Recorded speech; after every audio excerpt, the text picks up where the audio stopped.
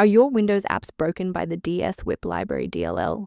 I'm Sophie Chen, a Windows system specialist. Let's walk through the automated process to fix your installation.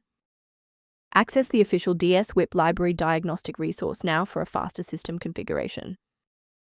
This DLL file is a specialized library used by Autodesk design software. It facilitates the high-speed rendering of DWF, design web format files, ensuring that complex architectural drawings load smoothly on Windows. Now that you know how the file works, let's focus on the how and fix the issue. The Dswhip library DLL is distributed specifically with Autodesk AutoCAD and should never be downloaded as a standalone file. Reinstall the latest official version of Autodesk AutoCAD to restore this dependency correctly through the official installer. In the event the error remains visible, it indicates we need to verify the environment's ability to register new shared resources. A standard restart allows the Windows bootloader to rescan your system directories and potentially recognize and unregistered the Dswhip library component. Before you go, bookmark this video or click the like button.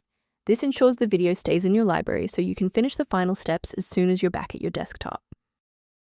I'd like to provide a brief technical warning about the risks of using unofficial file repositories.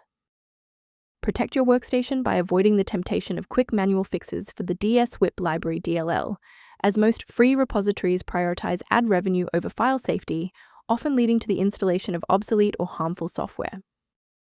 To ensure your system remains within verified parameters, you might choose to use an authorized maintenance path for ongoing support. The diagnostic utility referenced below offers general information for managing the Dswhip library and maintaining system health. I'm Sophie Chen, and I appreciate you watching.